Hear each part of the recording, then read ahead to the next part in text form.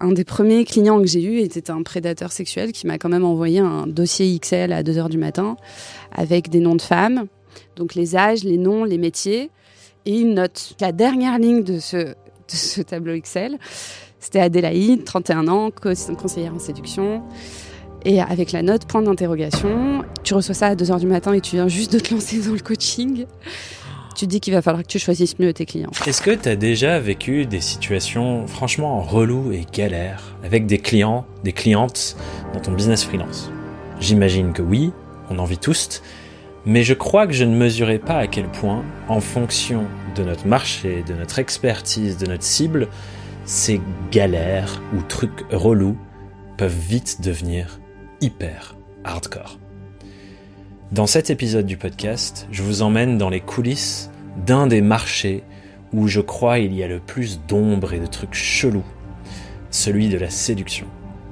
Pour ça, j'ai invité Adélaïde, qui est conseillère en séduction et en image, avec une approche aux valeurs qui, je pense, te parlent, moi, toi et moi, des valeurs radicalement opposées au mouvement masculiniste, voire d'extrême droite, qui domine cet écosystème.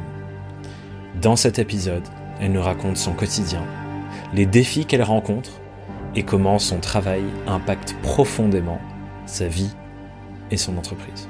La séduction hétéro-normée est, je crois, la plus grande pièce de théâtre que la société ait mis en place. Si t'es pas Monsieur Grey, c'est-à-dire un grand mec pété de thunes qui regarde par la baie vitrée de façon mystérieuse, t'es rien. Une autre personne dans ton écosystème, une autre femme, et je pense qu'elle a une vision diamétralement opposée à la tienne. Son site s'appelle Conquête de valeur. Et la tagline du site, c'est « Envoûter une femme de haute valeur et devenir un patriarche ». L'antidote au célibat de masse imposé par la guerre des sexes. Comment est-ce qu'on déconstruit cette vision des choses ?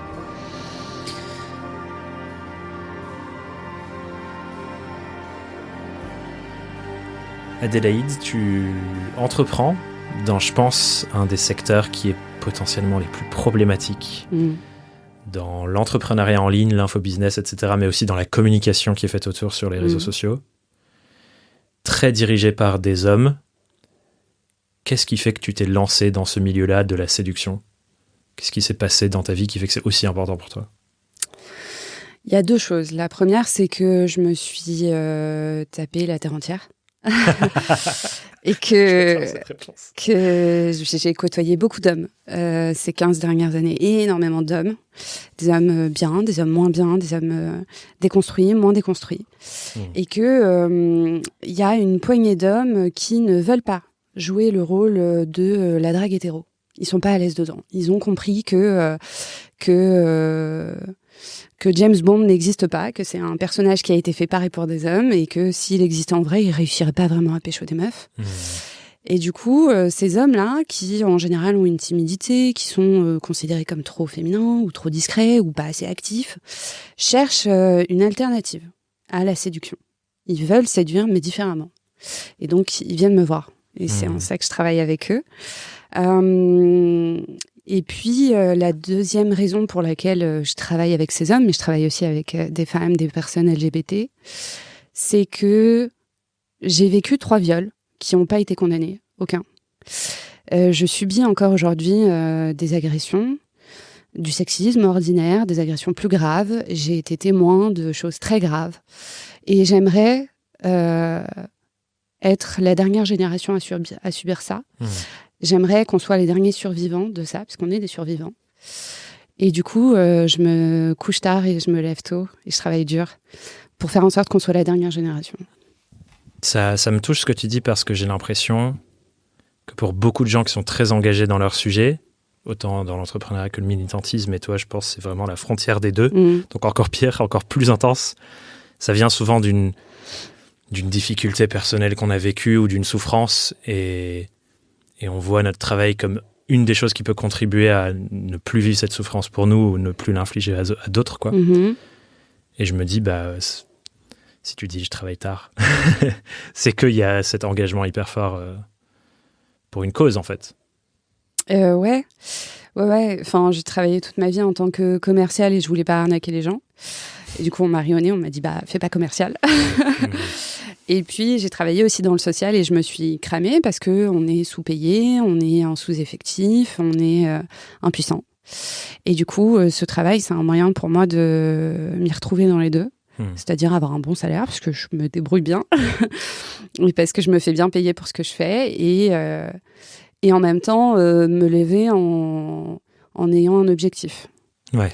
Voilà. Oui. Ce qui donne du sens à tes journées et Absolument. au temps passé derrière l'écran ou en vrai avec les gens. C'est ça. Est-ce que tu dirais que le fait que tu travailles dans un secteur particulier, donc la séduction, qui est très dominé par des idées, j'ai l'impression, aux antipodes des tiennes, est-ce que ça contribue à te donner encore plus de force là-dedans ? Oui, parce que je suis la seule à avoir le discours que je tiens. Je suis la seule à réhumaniser la séduction, à changer la séduction, à chercher à ce que ce soit différent et à ce que chacun s'y sente bien, en fait. Je suis la seule à dire t'es timide ? Bah, vas-y, en étant timide, ça va marcher. Donc, ça me donne beaucoup d'écho, effectivement.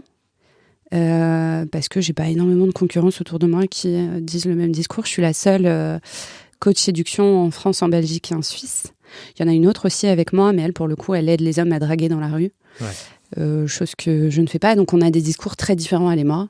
Et puis, c'est pas plus mal, ça aide les clients à trouver ce qu'ils veulent.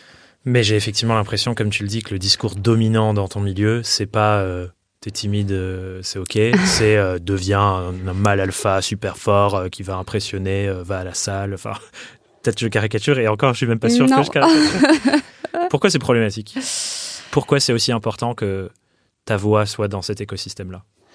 Ma voix, je sais pas, mais le discours en tout cas qui y est important parce que quand on était gamin, on faisait pas semblant. On faisait pas semblant d'être qui on était d'ailleurs. Quand on était gamin, on mettait du vernis. Qu'on soit un garçon ou une fille, on s'habillait comme on voulait, on se posait pas de questions. C'est quand on est devenu grand qu'on s'est enfermé dans des rôles. Et je trouve que la séduction hétéro-normée est, je crois, la plus grande pièce de théâtre que la société ait mis en place. Et donc, il y a beaucoup de personnes qui veulent pas jouer ces rôles. Il y en a qui s'y sentent bien, et très bien pour eux, à condition de ne pas faire de mal à l'autre et de pas se faire de mal à soi. Ce qui arrive d'ailleurs souvent au final. Même tu joues le théâtre et en fait, il y a une forme de souffrance quelque part. Oui, bien sûr. C'est quoi le mot ? On s'y force quelque part, quoi. Oui, bien sûr. Déjà, tu peux finir par croire que tu es un véritable mâle alpha ou une véritable femme séductrice. Et du coup, si t'es pas coiffé correctement, tu te sens complètement dévalué, alors que c'est toujours toi et tu as toujours les mêmes compétences.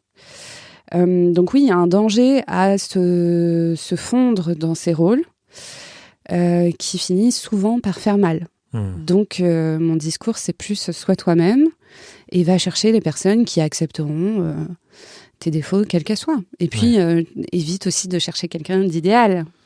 Parce que ce qu'on nous vend aussi, c'est trouve une femme belle, docile, qui fait attention à elle, etc., etc. Souvent, on parle de lionne, de chienne. On compare souvent les femmes à des animaux dans des comportements. Et je crois que c'est intéressant de casser ce fantasme. De casser ce fantasme de la femme parfaite qu'on trouve partout, dans les médias, etc. Parce que les médias sont faits par des hommes. Donc je crois que le premier truc à faire, c'est effectivement casser ce fantasme et se dire je suis humain avec tous mes défauts et toutes mes qualités et je vais aller à la rencontre d'un autre humain. Même si c'est pour du cul, même si c'est pour une sex-party, une orgie, du BDSM, tout ce que tu veux, c'est un autre humain en face de toi, avec tous ses défauts et toutes ses qualités. Et je trouve que quelque chose qui est hyper présent dans ton discours quand on regarde ta com et tout ça, c'est aussi, c'est pas juste les femmes souffrent de tout ce jeu, les hommes en souffrent aussi. Bien sûr. Et tout le monde est en souffrance dans un truc, cette espèce de mascarade qui continue. Alors, les hommes, oui. Pas au même niveau, sans commune mesure, bien sûr. Les femmes aussi. Et les personnes LGBT, qu'on oublie très souvent. Les personnes LGBTQIA+, les personnes handi, qui ont droit à une sexualité et à de l'amour comme tout le monde. Et ça, ce sont les grands oubliés. Donc, bien sûr, les hommes souffrent. Les hommes souffrent, mais les autres aussi. Tout le monde souffre, effectivement. Comment t'expliques que sur un sujet comme ça, qui est aussi central dans la vie de tout le monde, et aussi important pour plein de raisons, comme la sexualité, l'amour, la séduction, les rencontres, comment t'expliques que jusqu'à, j'ai l'impression, je connais moins bien l'écosystème que toi, mais que tu dises il y a peu de prise de parole là-dessus. Comment ça se fait que les gens ont ignoré, comme tu viens de mentionner, la sexualité des personnes avec un handicap, la sexualité des personnes LGBT, ou alors peut-être que c'était que associatif. Enfin, tu vois, genre, je suis curieux de comment ça se fait que les gens ne s'intéressent pas à la souffrance d'une partie des personnes sur un marché, entre guillemets. J'aime pas trop le terme marché pour ça, mais au final, on peut le regarder sous un spectre purement business. Enfin, comment t'expliques ça? Et que ce soit que optimisé pour une certaine catégorie des personnes, tu vois. Alors, c'est très... Il y a un peu d'hypocrisie dans la com de mes concurrents parce que ils parlent pas de violences systémiques, ils parlent pas de personnes handies, ils parlent des personnes obèses que pour les dénigrer.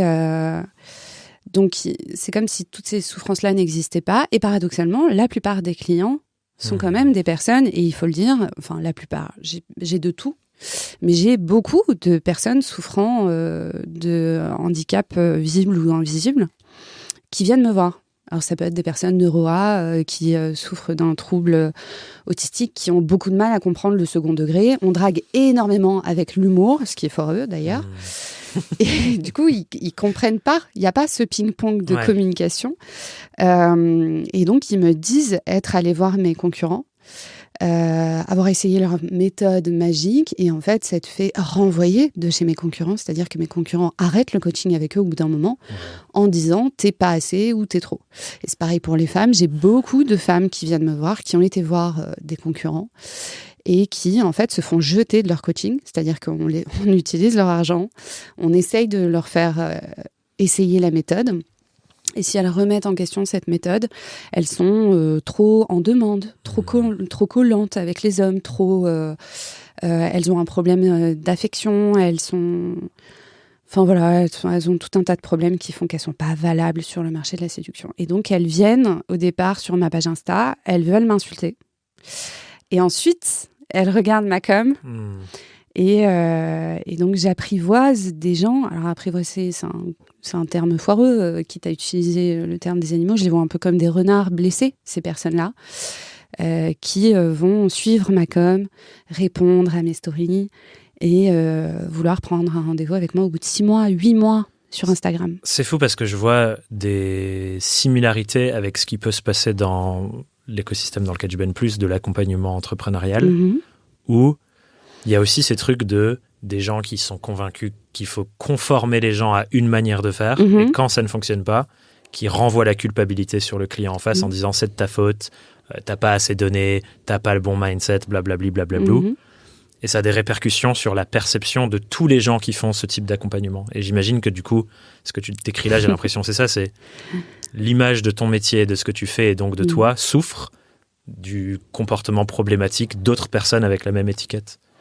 Écoute, je suis arabo-juive, alors j'ai bien l'habitude qu'on me prenne de haut pour d'autres problématiques, tu vois. Et quand je suis allée dans le coaching, je savais.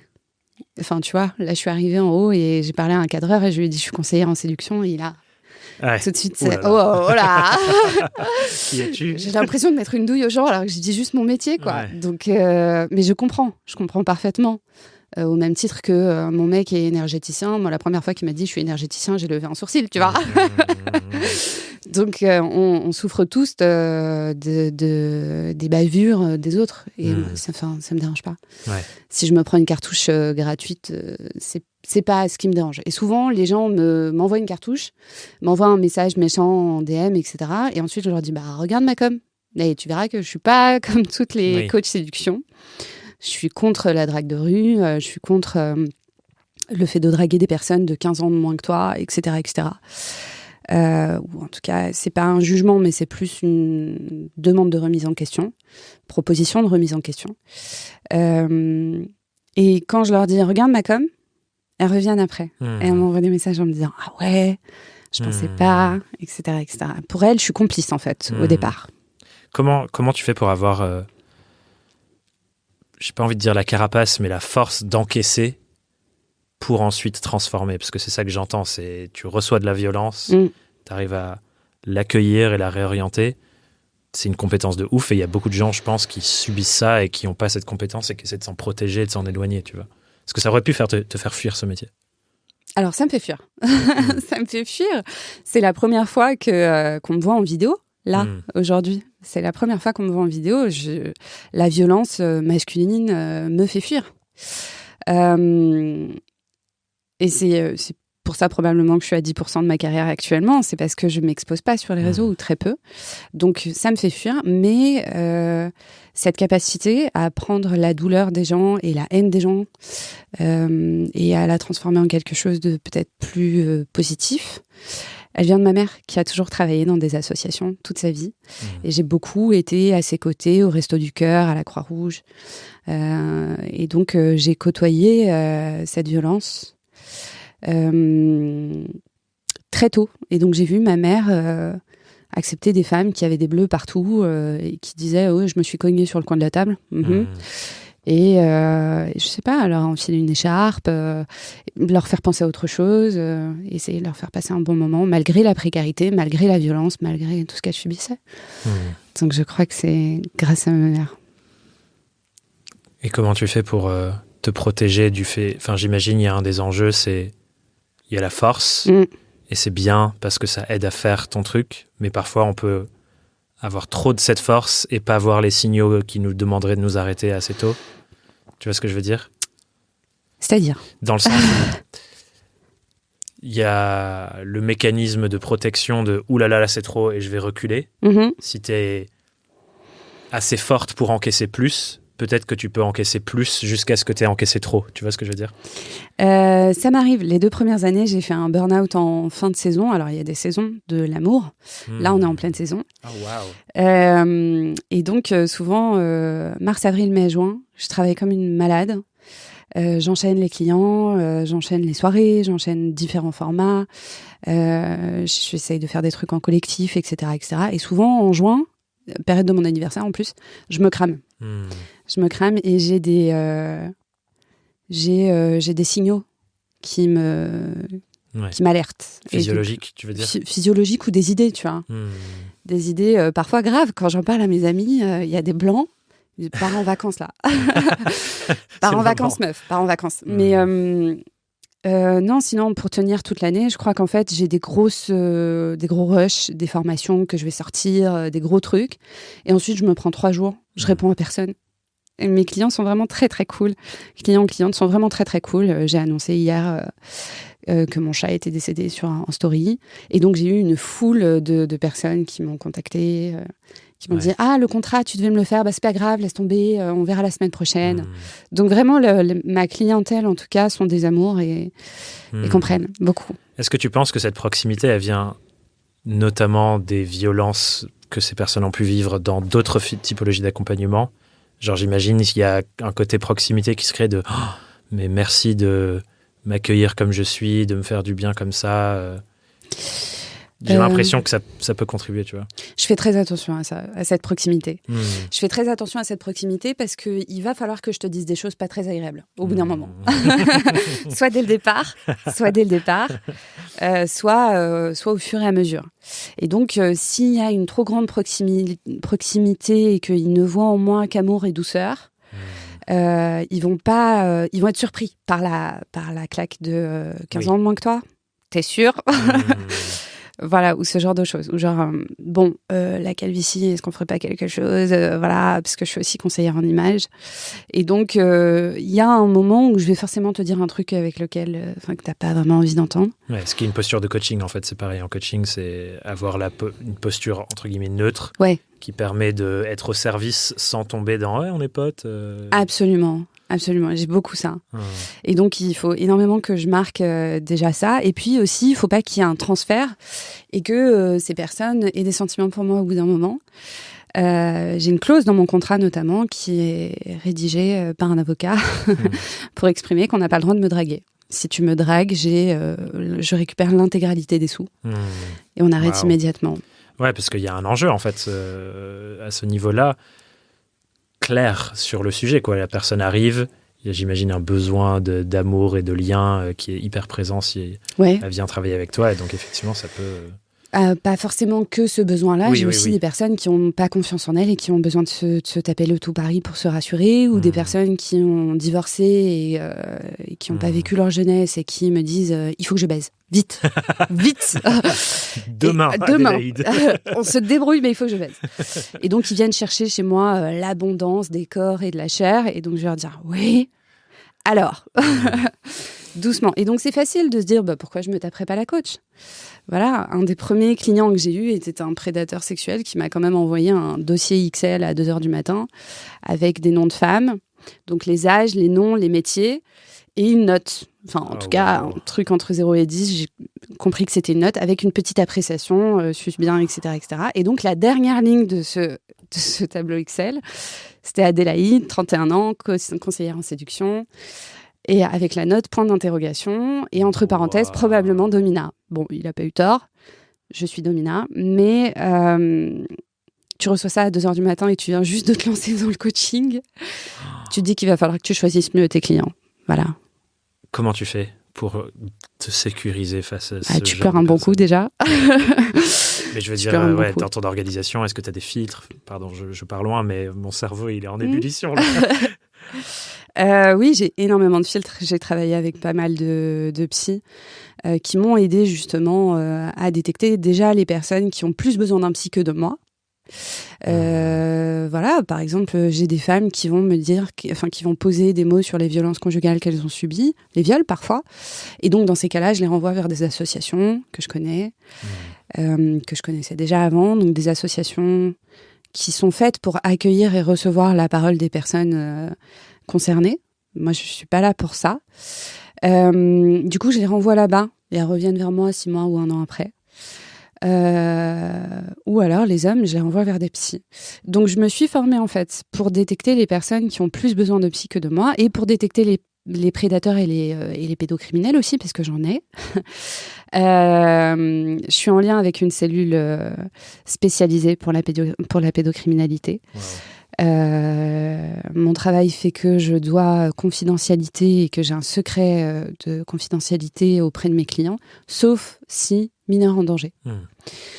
Et pareil, dans mes tout premiers coachings, j'ai vraiment, je pense que personne ne l'aurait grillé, ce mec. Et donc, il m'envoie des captures d'écran de meufs. Et puis, je sais pas, je me dis, bon, cette meuf, peut-être qu'elle a une forme dandy. Je sais pas, elle parle différemment. Peut-être qu'elle est dyslexique comme moi. Enfin, voilà. Mais à aucun moment dans ma tête, cette meuf est une jeune fille. Oh, wow. Et en fait, il m'envoie les captures d'écran WhatsApp.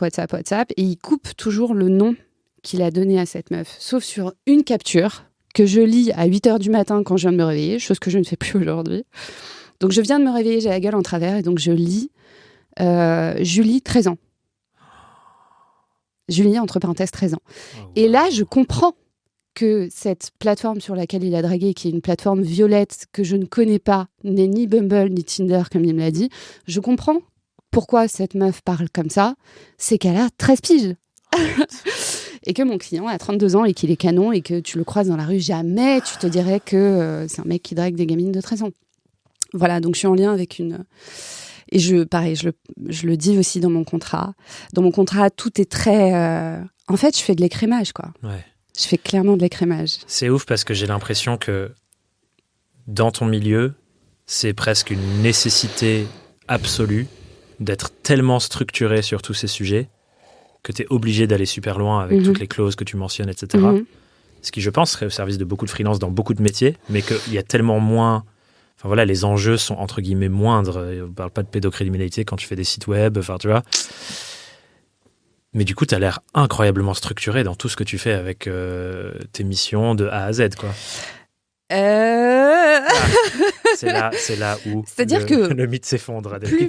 C'est ça, plus tu te dis... En fait, j'ai compris qu'à chaque fois qu'il m'arrivait une douille et que je m'en protégeais, je me disais, bon, maintenant c'est bon, il m'arrive plus rien. Oui, c'est vrai. Oui, c'est par l'expérience aussi qu'on apprend. Il m'en arrive toujours une de plus. Voilà, donc ça fait rire mes potes. Et tant que je suis en sécurité, ça va. Mais je crois que c'est comme pour le consentement. Plus tu te dis, c'est bon, je gère, moins tu gères en fait. Moins tu gères, plus c'est dangereux pour toi et pour les autres. Donc je je maintiens toujours ça. Non, je suis pas si structurée que ça. Je suis structurée parce qu'il m'est arrivé des trucs et parce que je filtre aussi au travers de ma com. J'ai une com qui est très misandre. Je me base beaucoup sur la misandrie pour avoir des hommes qui sont capables de se remettre en question. Hyper intéressant. Donc, tu réfléchis à comment tu communiques, du coup, avec une certaine forme de radicalité, on pourrait dire, entre guillemets, comme un filtre pour attirer qui tu veux et rejeter qui tu ne veux pas. Absolument. Il faut que je fasse gaffe dans cette com à pas trop attirer des mecs qui ont besoin de tabasser la messagère parce que le message est trop douloureux. Ça, j'en ai énormément. Donc, ma com est une question de juste équilibre entre tu es un homme, je sais que t'en chies, je sais que c'est compliqué, que tu te sens rejeté, qu'en plus on t'a interdit de ressentir la honte ou la frustration, donc ça se transforme en colère, et ça te pète à la gueule, et ça pète à la gueule aux femmes aussi. Donc d'un côté, il faut que j'ai de l'empathie, et que je montre cette empathie, et en même temps, il faut pas que j'en ai trop, parce que sinon tout de suite, j'ai des comportements qui sont pas OK. Et j'ai des mecs que je ne veux pas attirer en fait. Je veux pas attirer des mecs qui passent leur vie à bouffer du contenu masculin et qui m'accostent en me disant « Moi, je veux de l'abondance, je veux du cul, je veux... » Enfin, ça me dérange pas, je veux de l'abondance et du cul, mais il y a tout un truc de... je veux attirer toutes les femmes de la Terre à l'éternel en étant méchant avec elles. Parce qu'il y a vraiment cette croyance de « Si t'es un homme méchant, ça marche. » C'est fou quand même. Enfin, moi, il y a une partie de moi, dès que je... Parce que du coup, en préparant l'épisode, je suis allé un peu consommer les typologies de contenu qu'il y a sur ton segment. Et je me dis, mais qu'est-ce qui doit m'arriver ? Qu'est-ce qui a dû arriver à ces gens pour être convaincus de ça dans leur vie, tu vois ? Une grosse machine qui existe depuis très longtemps, qui s'appelle le patriarcat. Ah oui, c'est vrai, j'avais presque oublié. Peut-être. Mais oui. Qu'est-ce qui est arrivé ? Un truc qui existe depuis des milliers d'années, organisé par plein d'hommes, qu'ils le veuillent ou non, consciemment ou pas, qui transforment les femmes en objets sexuels, qu'il faut détester et paradoxalement posséder. J'avais lu ce truc, j'ai la chance d'avoir des femmes féministes dans ma vie qui m'ont orienté vers les bons contenus. Notamment beaucoup de livres. Et il y a quelque chose que j'avais lu dans un livre une fois qui a grandement contribué à mon éducation, qui disait que presque il y a un endroit où les mecs n'aiment pas les femmes, mais ils sortent avec des femmes pour impressionner leurs potes mecs. Et qu'il y a un truc un peu comme ça, tu vois, c'est pas de toi que je veux être aimé, c'est de toi mon pote, et je veux que tu sois impressionné par avec qui j'ai baisé, avec qui je suis sorti. Alors, effectivement, c'est quelque chose qui existe depuis longtemps, mais il y a eu un bouquin qui est sorti l'an dernier et qui a fait grand bruit sur les hommes sont-ils véritablement hétéros, qui en parle très bien et qui a été fait par une femme brillante. Et donc, effectivement, il y a ce truc de je veux montrer que je possède une belle bagnole et je veux montrer que je me tape une belle femme. Une belle femme, intelligente, y a un truc d'être fier de l'autre. C'est quelque chose qu'on retrouve chez les hommes, mais qu'on retrouve aussi chez les femmes. Bien sûr. Ça va dans les deux sens. Je sais pas, que dire de plus ? Moi, je pense que la question qui me traverse, moi, c'est comment on déconstruit ça. Parce que je vais te lire quelque chose. Il y a une autre personne dans ton écosystème, une autre femme, qui prend un peu la parole sur ces choses-là. Et je pense qu'il y a une vision diamétralement opposée à la tienne. Je suis sur son site. Son site s'appelle Conquête de valeur. Et la tagline du site, c'est « Envoûter une femme de haute valeur et devenir un patriarche. L'antidote au célibat de masse imposé par la guerre des sexes. » Je pense que ça parle un peu de ce que tu disais avant et je suis curieux de comment est-ce qu'on déconstruit cette vision des choses qui, je pense, est embrassée par beaucoup, beaucoup de gens. En tout cas, j'ai l'impression que c'est embrassé par beaucoup de gens. C'est peut-être pas vrai, mais... Il y a beaucoup de gauche et il y a beaucoup de droite. Il faut repolitiser la séduction. La séduction est éminemment politique, le fantasme aussi, le cul, tout est politique. Mais les rapports hommes-femmes sont très, très politiques. Et donc, cette personne dont tu parles est une figure emblématique de l'extrême droite. C'est important de le noter parce que ce sont des valeurs différentes qu'on va retrouver dans la droite et dans la gauche. Je ne dis pas qu'il n'y a pas de sexisme à gauche. Pas du tout. Il y en a. Il y en a, caché, mais il y en a. Là, elle parle de guerre des genres et je trouve que c'est hyper intéressant. Je crois que c'est la seule ligne sur laquelle je rejoins cette personne, c'est la guerre des genres. Effectivement, on va vers une guerre des genres et je crois que l'objectif pour moi, c'est d'aller discuter avec ces hommes qui se mettent en guerre contre ces femmes et de comprendre les femmes qui se mettent en guerre contre ces hommes. Donc, la misogynie, il y en a toujours eu. Il y en a toujours eu, c'est une misogynie qui tue, c'est une misogynie qui bat, qui viole, qui frappe, qui est très violente et qui s'en rend compte ou pas, là n'est pas forcément la question, mais le constat, c'est une misogynie violente. La misandrie est une réaction non violente. C'est pas on va aller tabasser les hommes, c'est on va plus leur parler. Je veux plus baiser de mecs, on appelle ça la grève du sexe. Je veux plus baiser de mecs, je veux plus avoir de rapports sexuels, je veux plus draguer, j'ai plus le temps pour ça, voilà. Et donc il y en a beaucoup. Donc il y a un fossé qui se crée. Et donc mon travail consiste à aller discuter avec les meufs pour essayer de comprendre pourquoi. Ces meufs dont je fais partie. Mais en tout cas, essayer d'aller discuter avec elles pour essayer de comprendre pourquoi. Et aller discuter avec ces mecs qui se sont braqués contre ces femmes. En considérant que les femmes leur doivent quelque chose. Et donc, ce coaching-là parle énormément de femmes de haute valeur, de masse. Il y a beaucoup de choses qui sont à déconstruire dans cette phrase-là, qui est très foireuse, et qui laisse entendre qu'il y a des bonnes et des mauvaises femmes, que le célibat est un problème parce que les femmes ne se laissent plus faire. Non, c'est pas un problème. Essayons de nous en réjouir plutôt que les femmes comprennent à quel point elles sont maltraitées par les hommes et à quel point elles veulent différent. Donc voilà, mon travail, c'est aussi d'aider les personnes les hommes en tout cas, à level up leur jeu de séduction pour correspondre maintenant à ce que les femmes réclament. Ouais. Je crois que j'ai répondu complètement à côté. Non, Est-ce que tu veux qu'on reprenne ? C'est formidable. De toute façon, ces sujets, je pense, ils sont tellement interconnectés avec plein de choses qu'il n'y a pas de réponse unique, quoi. Et voilà, c'est ça qu'on fait, j'ai l'impression, avec cette conversation, on explore, et moi, je suis fasciné à t'écouter, donc c'est formidable. C'est mignon que tu ronronnes, mais j'ai oublié ta question. Il n'y a pas de souci. Est-ce que tu peux me redire ta question ? Comme ça, j'essaye de réfléchir à si j'ai bien répondu. La question de base, c'était comment on déconstruit les idées reçues qui sont, je pense, quelque part liées au capitalisme aussi. Il y a un côté capitaliste dans le dire des femmes de haute valeur ou des mâles alpha, c'est que il y a une hiérarchie qui se crée. Et le questionnement, c'est comment on déconstruit ça, comment tu le fais dans ta com, quand tu le fais dans ton métier, pour que globalement on pense autrement, quoi. Alors c'est débile, mais rappelez qu'on est tous humains. Tu vois, 80 € l'heure quand même pour ça. Rappelez qu'on est tous humains, que t'as... si tu te donnes le droit d'avoir un défaut, donne le droit à la personne en face d'avoir un autre défaut. Alors peut-être que t'as pas envie que cette personne ait ce défaut. Qu'à cela me tienne, on est 8 milliards. Si c'est pas elle, c'est quelqu'un d'autre. Mais de laisser les femmes avoir des défauts, c'est quelque chose qui est très difficile pour certains hommes qui me commandent une femme comme ils me commanderaient une pizza. Il y en a beaucoup. Il y a des femmes aussi qui me le font. Je crois que c'est important, de ce truc de femmes de haute valeur, femmes, le body count aussi, on en a beaucoup parlé. Les femmes qui auraient couché avec beaucoup d'hommes seraient de moins bonne valeur. Je te laisse imaginer combien de valeur je suis. Ça me fait très rire. Mais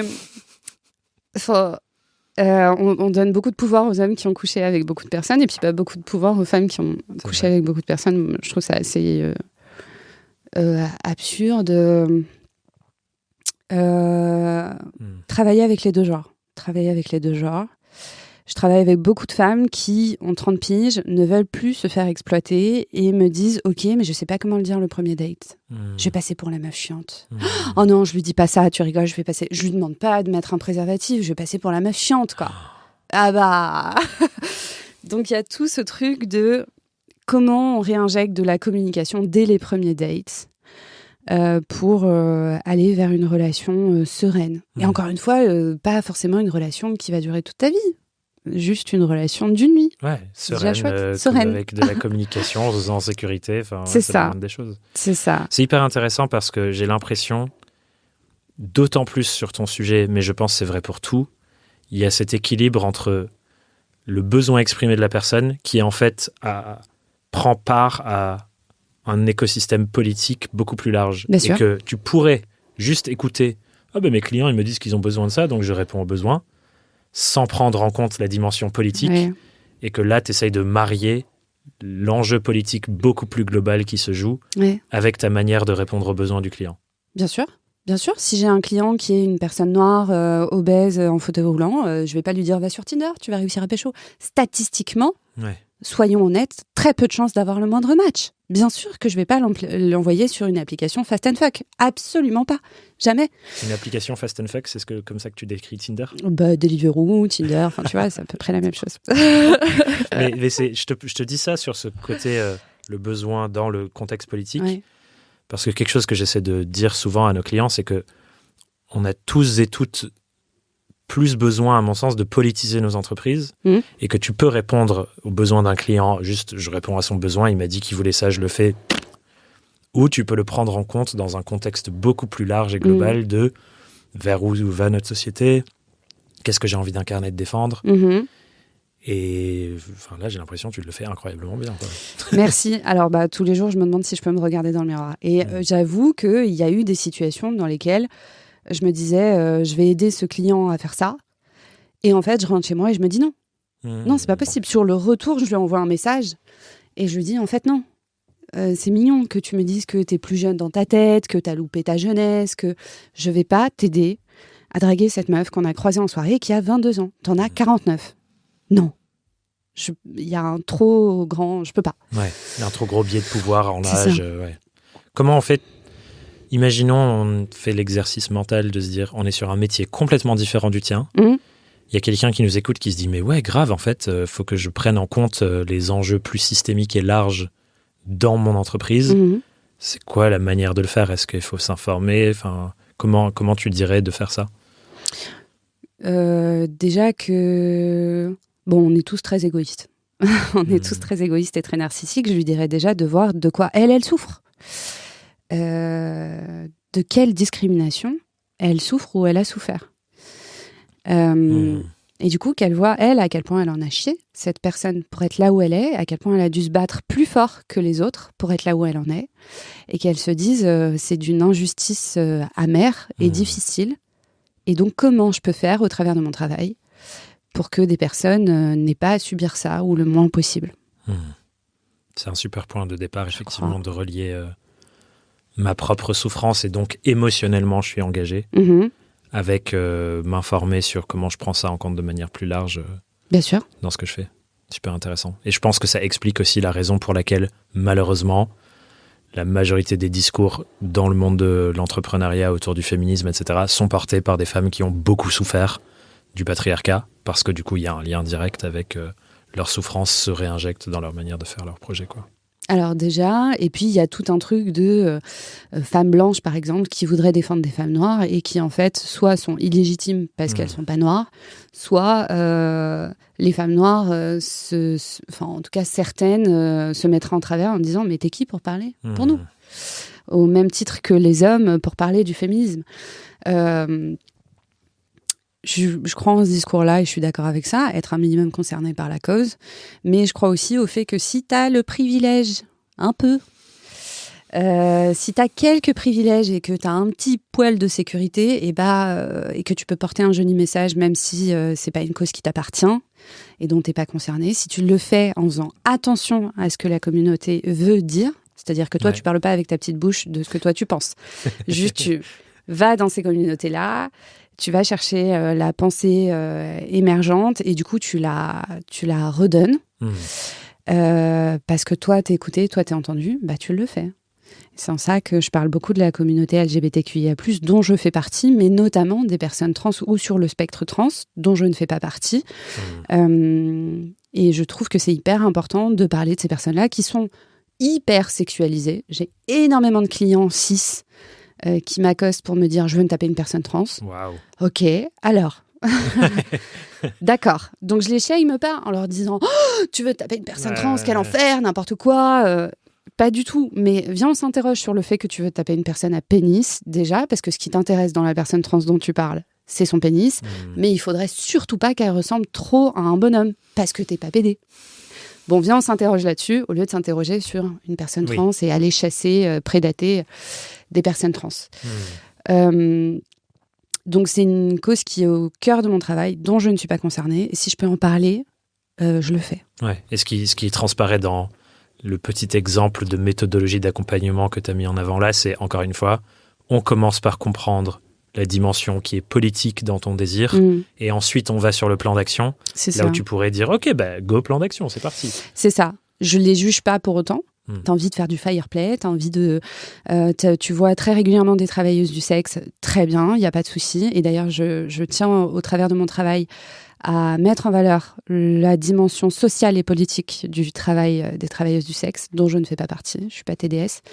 Mais j'essaye de les mettre en avant, je les fais témoigner dans mes formations, parce que, encore une fois, c'est quelque chose qui est très présent dans le domaine dans lequel je travaille. Pourtant, personne n'en parle. Ouais. Personne ne parle de pédocriminalité, personne ne parle des TDS, personne ne parle des personnes handy, des personnes trans. On n'en parle pas. Pourtant, elles sont là. Elles sont soit rejetées, soit hyper sexualisées, soit on les désire, mais on les tabasse en même temps, etc., etc. Donc, si moi, je peux en parler, tant mieux. Ouais. Et du coup, dans ce que tu dis là, il y a, je pense, beaucoup de tabous qui sont de base. Quand on parle de séduction et de sexualité, il y a énormément de tabous. Et là, c'est les tabous dans les tabous, j'ai l'impression que tu mentionnes. Et c'est, encore une fois, je trouve que c'est un défi que très peu d'entrepreneurs ont quand on s'adresse à un sujet comme créer des sites web. Tu vois, c'est pas un sujet où il y a des tabous à l'intérieur.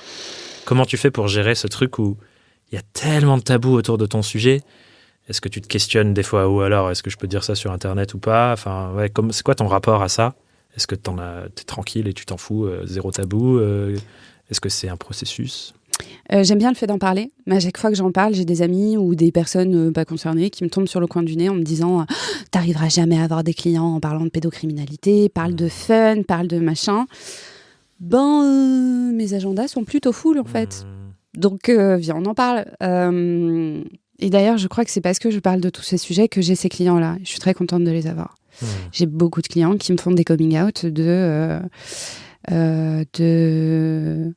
d'inceste, par exemple.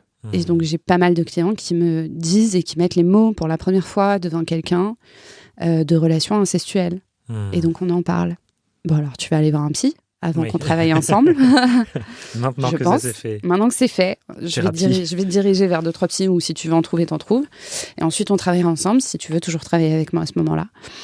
Mais en fait, le fait que j'ai déjà beaucoup de clients et donc beaucoup d'argent, parlons thunes en fait, me permet de choisir mes clients. Et donc, je choisis les clients qui sont bons pour moi, avec lesquels je vais m'éclater, où il y a du potentiel, et les clients pour lesquels je suis bonne. C'est-à-dire que si, là, dans ta vie, t'as pas besoin de moi, on le fait pas. Ouais. On se serre la main, on se recroise plus tard. Et ça, je pense que c'est un enjeu universel pour toute personne qui se lance en tant que freelance ou qui a une entreprise, la jauge entre « oh là là, j'ai besoin d'argent et donc je vais pas respecter toutes mes limites et toutes mes conditions » VS « j'ai des sous, je peux choisir, je peux prioriser, je vais pas tout saisir alors que ça me parle pas ». Et bon, encore une fois, je suis désolé pour les gens qui font des sites web, si je vous cite tout le temps comme exemple. Si c'est faire un site pour telle boîte, c'est peut-être moins risqué que, effectivement, dans un cas comme le tien, flouer tes limites complètement en bossant sur un sujet qui te parle pas du tout et qui peut être même dangereux pour les gens en face, quoi. Ou dangereux pour moi. Ou dangereux pour toi. Bien sûr. Mais tu parlais tout à l'heure d'éviter les jugements et donc de faire sauter des tabous et de discuter de choses qui sont tabous d'habitude. Pour ça, je suis en collaboration avec une plateforme d'audio-porn et d'érotique audio avec laquelle je vais travailler pour faire des sophrologies du cul. Et durant lesquelles je vais te diriger dans tes propres fantasmes. Donc oui, je suis pour tu fantasmes sur les gants et sur les collants ? Viens, on en parle. C'est OK. Ouais. Donc je crois que c'est aussi ça qui attire beaucoup de clientes, notamment des femmes qui se sentent mal d'avoir des envies à l'égard d'autres femmes. Ou alors qui ont peur d'être hyper sexualisées, ou qui se posent des questions, est-ce que je suis normale, est-ce que machin, est-ce que truc, et donc qui viennent me voir. Donc il y a ça. Mais en même temps, il faut que je fasse gaffe à pas recevoir des témoignages d'hommes qui se disent « Ah, elle parle de fantasmes, je vais lui raconter tous mes fantasmes en DM sans trigger warning. » Et sans demander le consentement. Est-ce que tu es prête à recevoir tous les fantasmes en DM ? Ouais, ou alors qu'il m'envoie mon adresse, en fait. Ouais. Ah, je sais que t'habites à machin truc. J'ai envie de sentir l'odeur dans tes cheveux. Bonjour. Ça, c'est de la prospection non consentie pour les gens qui nous écoutent. Ouais. Mais j'ai l'impression qu'il y a un gros truc qui se dégage dans ta manière de communiquer. Du coup, en fait, j'essaye de faire le pont avec des personnes qui nous écoutent, qui sont pas du tout dans ce secteur. Et il y a tellement de trucs fascinants dans ce que tu nous partages pour ça. Il y a ce côté... Il y a certaines personnes dans ton milieu qui ont une communication très culpabilisante. Oui. Et j'ai l'impression que toi, tu essayes de lever la culpabilité sur tous les sujets où il pourrait y en avoir beaucoup. Et que c'est ça qui fait que les gens créent un lien avec toi. C'est qu'elles se sentent OK d'être qui elles sont, d'avoir les pensées qu'elles ont, les fantasmes qu'elles ont, et sans se sentir culpabilisées de « Oh là là, comme tu disais, je ne suis pas normal, qui suis-je » Est-ce que tu sens que c'est ça qui se passe dans ta manière de communiquer ? Et que c'est ça qui crée de la connexion ? Oui, je crois. Et puis ma manière d'être. Enfin, ma tronche parle d'elle-même. Je suis en surpoids, j'ai une tronche mi-queer, mi-hétéro, j'ai un passing blanc alors que je rappelle très souvent que je suis arabo-juive. Donc, moi-même, j'ai ces choses-là. Je suis domina, je fais du BDSM. Je me suis toujours posé la question de pourquoi j'ai été dans le BDSM. J'ai la réponse aujourd'hui. Ouais, je crois. Et en même temps, dans ma com, j'essaye d'être très stricte et de condamner, tout ce qui est, tout ce qui va au-delà de ce qui me semble être mes limites. Donc la pédocriminalité, le fait de... T'as envie d'être violent avec une femme, t'as envie de faire du BDSM et de casser la gueule à une femme, ok, parlons-en. Ouais. Derrière cette femme, il y a qui ? Ah bah souvent, Freud serait content, il y a maman. Il y a maman, en général. Il y a maman ou grand-maman ou une femme qui a été castratrice ou qui a eu un comportement, etc.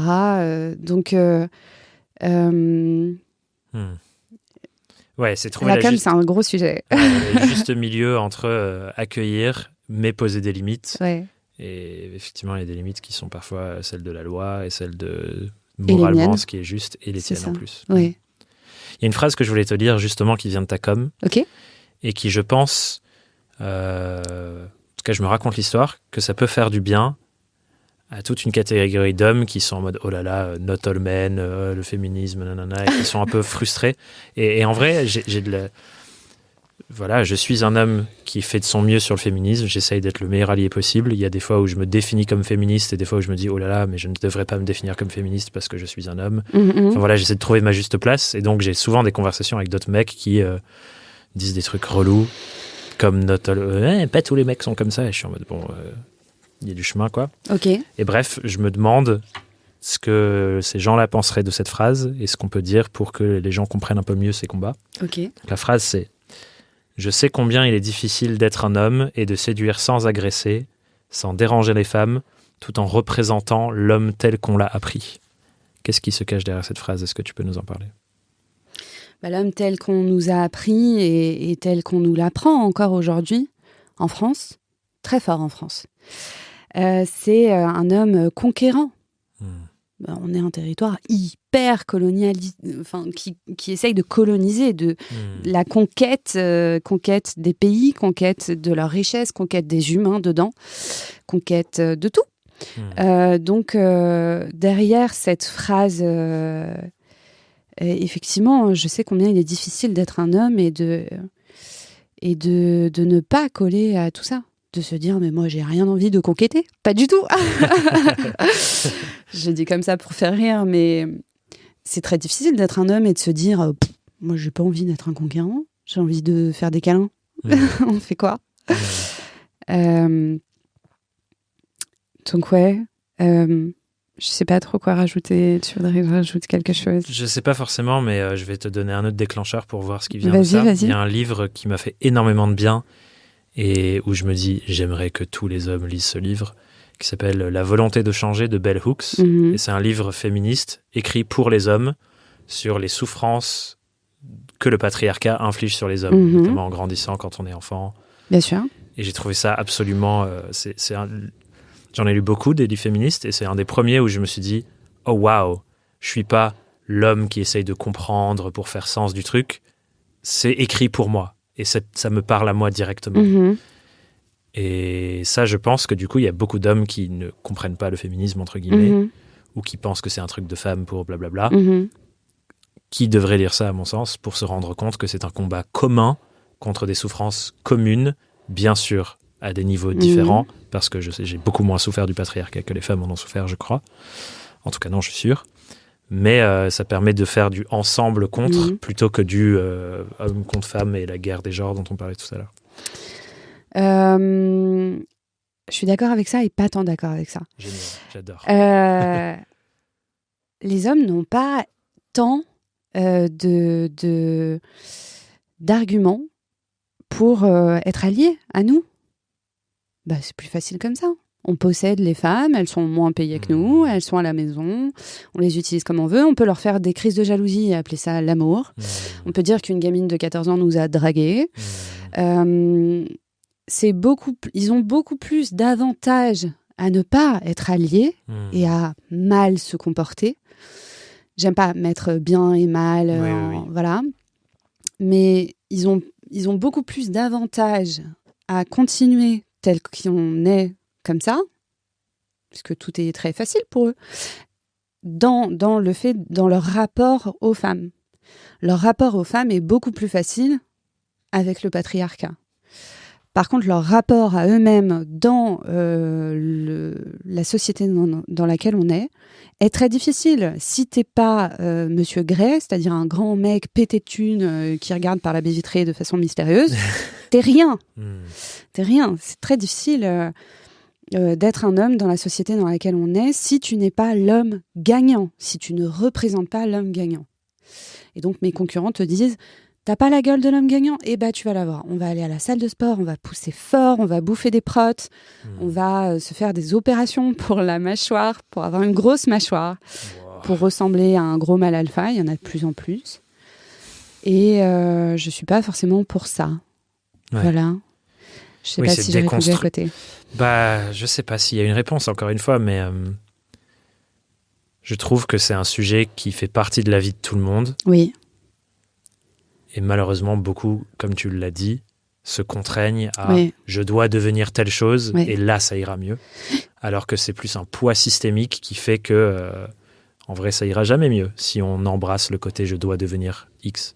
Oh là, on attaque le développement personnel, la pensée la pensée positive.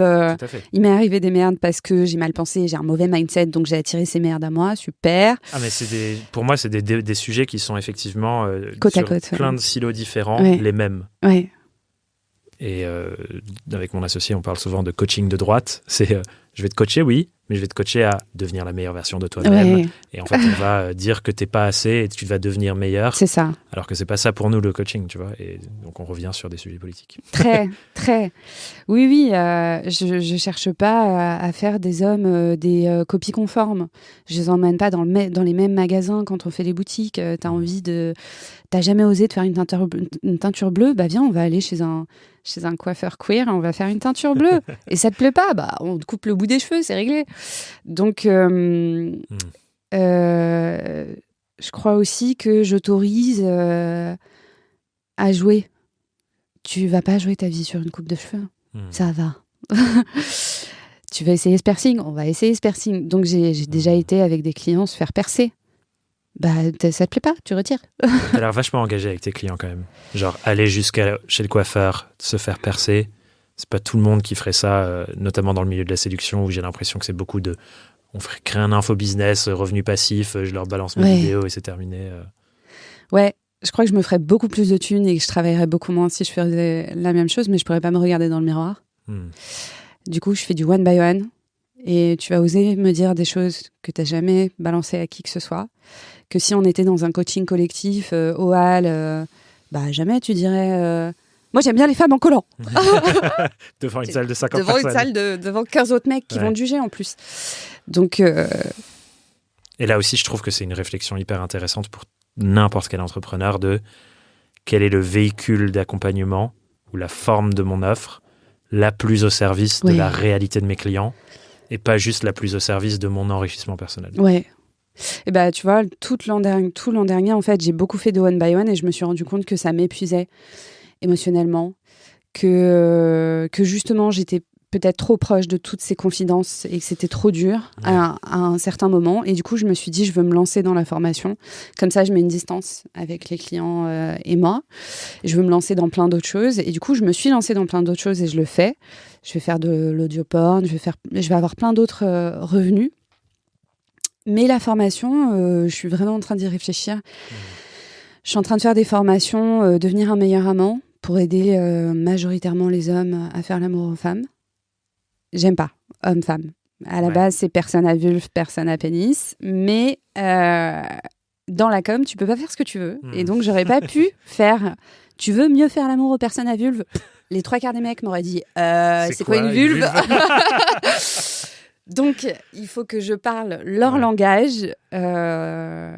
Il faut que je parle leur langage pour les aider dans certains trucs. Et du coup, là, j'ai été chercher des sexothérapeutes pour faire ces formations avec plusieurs éditions différentes, avec un sexothérapeute différent, où on parle aussi de masculinité. Pourquoi t'es hyper actif ? Et la sodomie, t'y as déjà pensé ? C'est sympa la sodomie. Non, pas pour elle, pour toi. Voilà. Donc, on déconstruit beaucoup. Mais tu sais, j'ai beaucoup d'hommes qui viennent me voir et qui ont déjà déconstruit plein de trucs. Enfin, je suis vraiment ravie quand j'ai des clients qui viennent avec un mascara bleu. C'est-à-dire, je les ai rencontrés dans un after-work, ces mecs, et ils font tous bonhomme, je suis auto-entrepreneur, machin. Certains que j'ai rencontrés au Free Up, par exemple, Free Up, et qui en fait viennent à mes sessions, avec du vernis et du mascara, et ils me disent ça va, je me sens bien, je peux le faire avec toi. C'est cool ça. Ouais. Et je trouve que ce que tu dis là sur la formation aussi, c'est pertinent pour un sujet particulier où ça peut être juste de la transmission d'infos, entre guillemets, mais il y a aussi des choses complémentaires en accompagnement et que c'est un écosystème plus que voilà mon offre, tu rentres dedans ou tu rentres pas dedans, et il n'y a pas de flexibilité. Et je trouve que tu vois, c'est un truc qui est important à mon sens dans tout sujet, de trouver l'équilibre entre, comme tu as mentionné, se protéger soi, son écologie personnelle, ce qui est le plus au service du client, bien sûr, et ce qui permet une forme de rentabilité sans être dans je veux que le cash. Enfin, tu vois, c'est trouver l'équilibre entre ces choses, quoi. Faut moi que je trouve l'équilibre, et en face de moi, j'ai un humain qui a une souffrance, n'importe laquelle, et qui doit lui aussi trouver son équilibre. Donc à deux, on essaye de naviguer pour être bien et on se check. Et donc j'ai beaucoup de clients qui me checkent. Quand j'arrive en séance et que je me tiens la tête comme ça, ils me connaissent et ils me disent migraine. Ouais, migraine. Donc j'ai l'impression qu'ils me le rendent. Et donc la plupart de mes clients finissent par me connaître et donc me le rendent. Et parfois, j'ai 5 minutes de retard, ils me disent c'est pas grave. Puis la fois d'après, j'ai 5 minutes de retard, c'est pas grave. Puis la fois d'après, c'est eux qui ont 10 minutes, c'est pas grave. Et on essaye.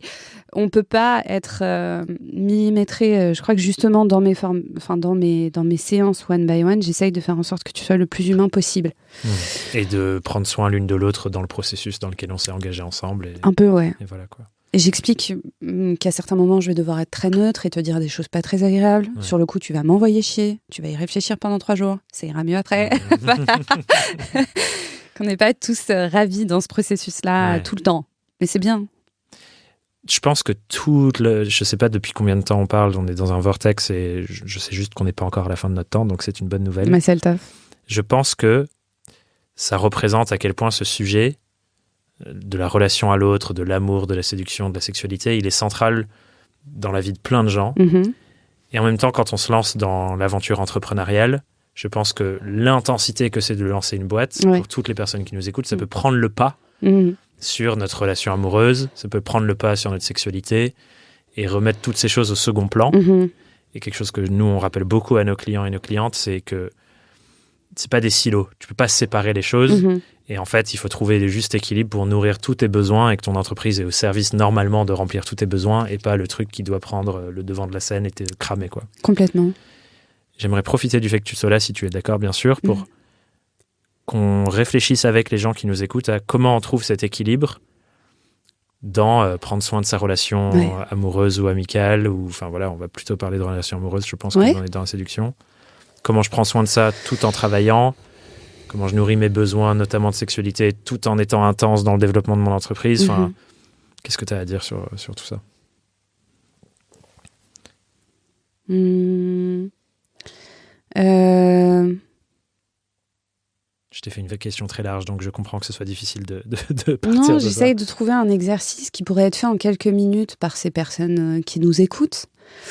Je crois que ça peut être bien de faire le bilan. On parle souvent de bilan. Et on fait souvent le bilan à la fin de l'année. C'est un bilan qui fait mal. Il y a les fêtes de Noël en même temps. Vraiment, rien n'est agréable là-dedans. Alors, j'ai 2 exercices qui se présentent à moi, mais on va essayer de faire le premier. Bilan. Essaye de t'imaginer, toi, à 80 piges. Toi, à 80 piges. Je le fais en live, ok. Qui pense à toi d'aujourd'hui. Ok. Qu'est-ce qui te dirait, déjà ? C'est-à-dire, ce que tu es en train de faire là, tu as l'impression que c'est toute ta vie que tu mets en jeu et tu es en train de lancer ton entreprise. C'est maintenant, je peux pas me concentrer sur autre chose. Il faut que j'aille au sport pour être la meilleure version de moi-même. Miracle morning and shit. Voilà, on connaît. Et donc, tu te forces. Tous les jours, tu te forces. Tu te forces. Tu trouves des petits kiffs à droite à gauche, mais tu te forces majoritairement pour avoir cette incroyable carrière que tu vas avoir. Et si tu t'imaginais, toi, à 80 piges, est-ce que tu te rirais au nez ? Ouais. Est-ce que le vieux toi te rigolerait au nez en te disant voilà, que tu vas te cramer ? Ça va être beau. Je me souviens de ces 10 ans que tu as passé à bosser là. Tu te souviens l'ulcère L'ulcère en 2018. Donc déjà, faire cet exercice de prise de recul de sur ma vie, qu'est-ce que je suis en train de faire et qu'est-ce que je suis en train de prioriser. Et donc ma vie, elle sert à quoi ? Bon, alors bien sûr, on est dans un système capitaliste qui fait que tu peux pas dire « Moi, j'ai pas envie de faire partie de ce système, je vais aller élever des chèvres. » On peut pas tous aller élever des chèvres, les gars. Les gars, les meufs, tout le monde. On peut pas tous aller élever des chèvres. Donc, comment tu te débrouilles pour faire assez partie de ce système pour survivre et vivre correctement ? On parle encore de finances, de statut politique, de voilà, tout ce que tu veux, statut social. Donc, comment tu te débrouilles pour faire ça ? Et en même temps, avoir du succès là où tu vas avoir du succès. Tu vas avoir du succès avec qui ? Tes enfants ? Avec ton ex ? Avec tes amis ? Tu vas avoir du succès dans ton corps, dans ta vie sexuelle ? Voilà. Et du coup, ça peut être intéressant de te dire qu'est-ce que je fais ? Qu'est-ce qui se passe ? Attends, stop, pause. Je me suis levée à 5h du matin. J'ai tout fait bien. J'ai pas mangé trop de calories. J'ai beaucoup travaillé. Ce soir, je me couchais à 23h. Mais je suis heureux à quel moment là-dedans ? Voilà. Donc, qu'est-ce qui te rend heureux ?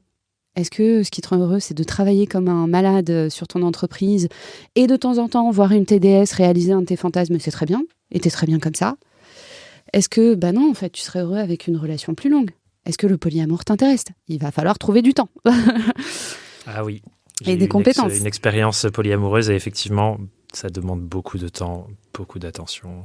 Je pense qu'il y a le fantasme de oh là là, je vais avoir plein de relations. Et après, il y a la réalité de non, en fait, il faut faire ça dans le soin. C'est ça. Ouais. Mais c'est un formidable exercice et plein de très très bonnes questions à se poser. Et c'est un sujet sur lequel j'échange beaucoup avec mon amoureuse de l'équilibre entre mon entreprise qui est une grande partie de ma vie, mais avec laquelle depuis, je pense, les 3 dernières années, depuis 2021, j'ai eu l'année, je pense, où j'ai le plus travaillé de ma vie. Et depuis ce moment-là, c'était tellement intense qu'il y a une sorte d'intention récurrente et de plus en plus grande de diminuer mon temps de travail, trouver d'autres manières de faire et ainsi de suite. Et du coup, c'est un sujet qui est toujours très présent pour moi de créer de l'espace pour les choses qui comptent pour moi. Donc, les amis avec qui je vis en coloc avec mes 2 meilleurs amis, on veut créer un écolieu. Ces relations avec ces personnes sont hyper importantes pour moi. Ma relation amoureuse, mes relations avec ma famille. Enfin voilà, trouver un niveau entre le soin et le temps que je vais investir dans toutes ces relations qui sont hyper importantes et créer une entreprise qui me permet de libérer ce temps. Et des fois, on perd ça de vue, ou on se fait aspirer dans un truc. Et je trouve que c'est vachement dur de trouver l'équilibre. Et effectivement, comme tu dis, la prise de recul, de se dire, OK, par exemple, est-ce que je voudrais continuer pendant 10 ans le quotidien que j'ai eu pendant les 2 dernières semaines ? Sinon, qu'est-ce qui doit changer, quoi ? C'est ça. Et puis, je crois qu'il y a aussi quelque chose de très dangereux dont on ne parle pas, et pourtant on y participe tous en tant qu'auto-entrepreneur, auto-entrepreneureuse, c'est la bulle médiatique. La bulle médiatique, LinkedIn, Insta, sur lesquels on crie très fort, des choses très fortes, et on lit les choses très fort. Et qu'est-ce qu'on lit ? Ah, moi j'ai fait un chiffre de machin. Donc déjà on se compare. Et puis il y a, en 2024 je vais arriver à ça, je veux machin. Ok, est-ce que tu as conscience des plumes que tu vas y laisser ?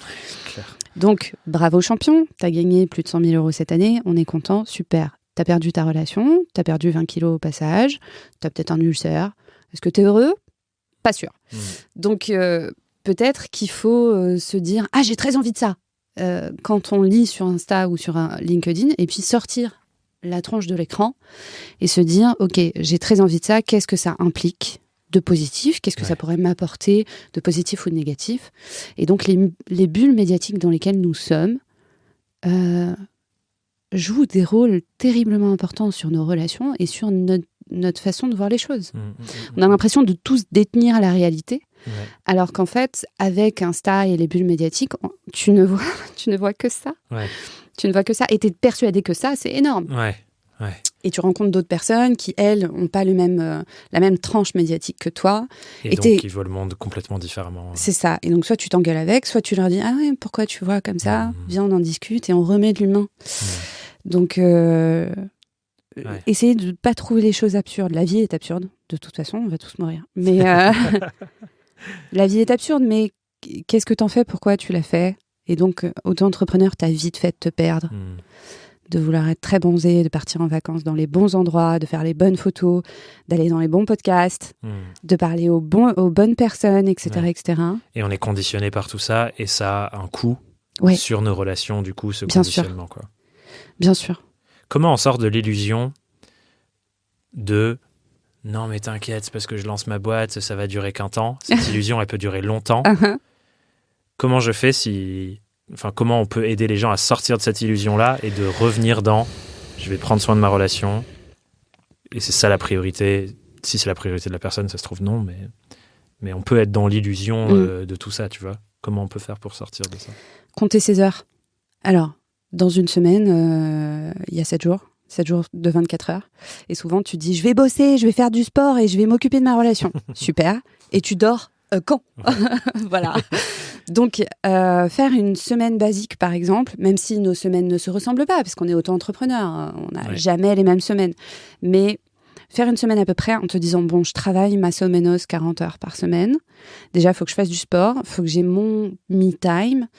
Et je vais aussi m'occuper de ma relation. Et donc, c'est bien beau de vouloir avoir une relation, mais si tu fais pas de place, tu n'y arriveras pas. Donc, step 1, dédier du temps à prendre soin, nourrir et approfondir les relations qui comptent le plus pour nous. Dédier du temps quand tu as de la thune et que tu es un auto-entrepreneur gagnant et que ça fonctionne pour toi, oui. Mais quand tu viens de te lancer et que tu... T'es dans la survie. T'es dans la survie, est-ce que tu as vraiment le temps ? Donc, je crois qu'il y a une différence entre ce qu'on veut. On veut tous le meilleur jouet, on veut tous la meilleure relation, on veut tous la meilleure personne. Et puis, ce qu'on peut avoir, et ce qu'on peut lui donner à cette personne. Et je trouve que ça parle aussi, du coup, d'un truc de voir son aventure entrepreneuriale dans un spectre beaucoup plus large qui prend en compte toutes les dimensions de nos vies, qui implémente, par exemple, une notion de timing, une notion de finances personnelles. Ça se trouve que te lancer maintenant, le coût que ça peut avoir sur ta formation parce qu'avant, tu n'as pas créé une épargne qui te permet de survivre pendant un an avec le début de ta boîte sans coûter à ta relation, c'est pas possible. Et je trouve que ces réflexions beaucoup plus larges et complexes, elles ne sont pas toujours prises en compte, comme tu le dis, dans nos bulles médiatiques, où les gens sont en mode travaille dur, travaille vite. No pain, no gain. Exactement, hustle, et après tu auras tes 100 000 et tu seras libre. Et tu remets toujours le temps de qualité que tu cherches avec les gens que tu aimes à lendemain, quand j'aurai l'argent d'eux. C'est ça. Encore une fois, c'est une question d'équilibre dans beaucoup de choses, effectivement. Avec ce que tu as observé dans les accompagnements que tu fais, dans les résultats que les clients ont et globalement dans ta vision du monde et des relations, est-ce que tu vois des critères récurrents de ce qui permet aux gens de nourrir des relations saines qui leur font du bien, épanouissantes Parce que tout à l'heure, tu as parlé d'une formation pour être un meilleur amant. Comment on est un meilleur amant, comment on est une meilleure relation, entre guillemets, pour les gens qui comptent pour nous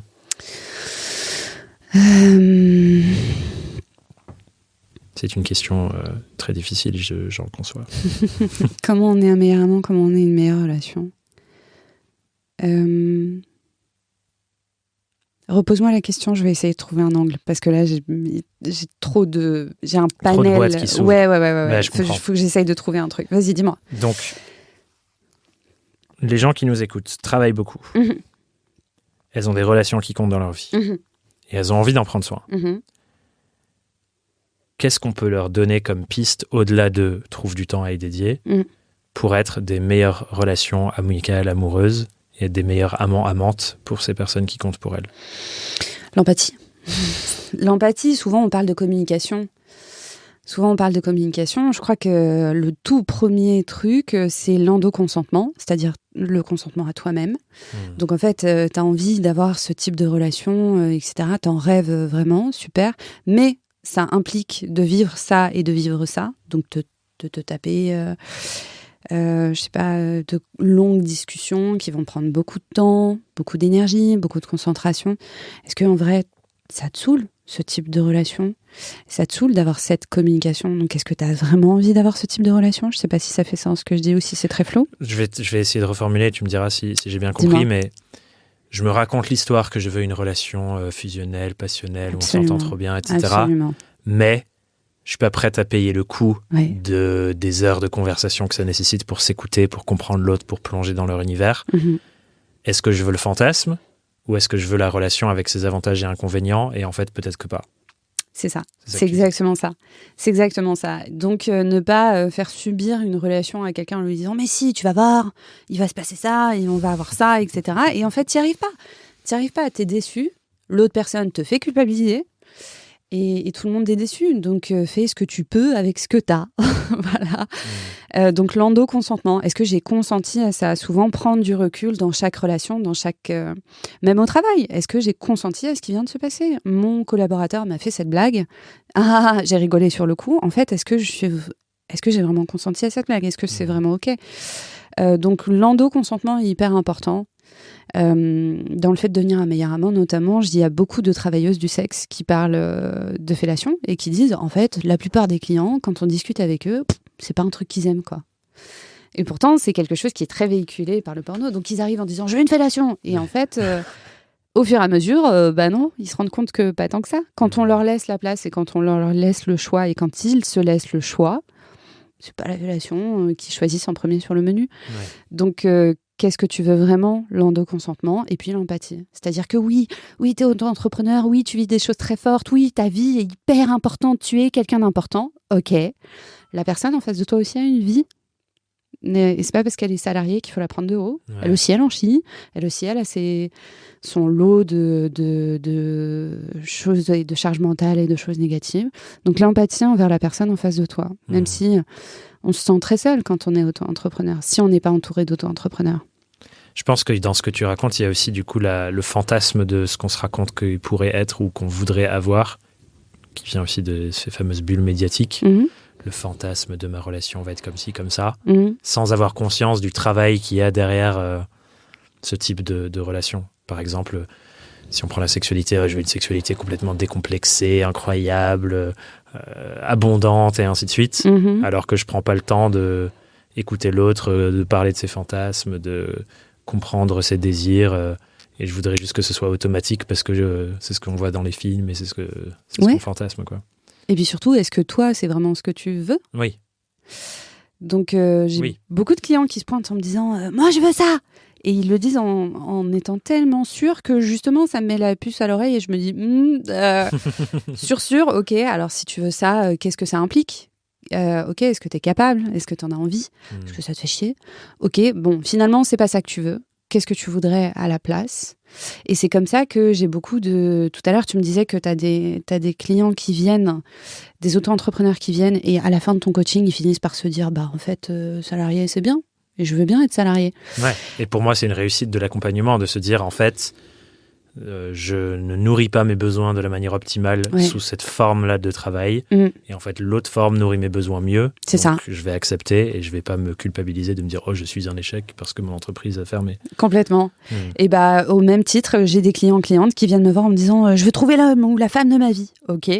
En fait, au bout de 6 mois, ils me disent « Mais je suis très heureux seul, en fait. » Je suis très heureux seul. Et donc, j'ai beaucoup de clients qui viennent me voir en me disant « Il me manque ma moitié, j'ai besoin de quelqu'un, etc. » Et en fait, quand t'as refait leur style vestimentaire, qu'ils se sentent mieux dans leur peau, qu'ils ont plus confiance en eux, qu'ils vont discuter, qu'ils ont une vie sociale, qu'ils ont des amis, tu leur dis « Tu veux toujours la bague de fiançailles ?»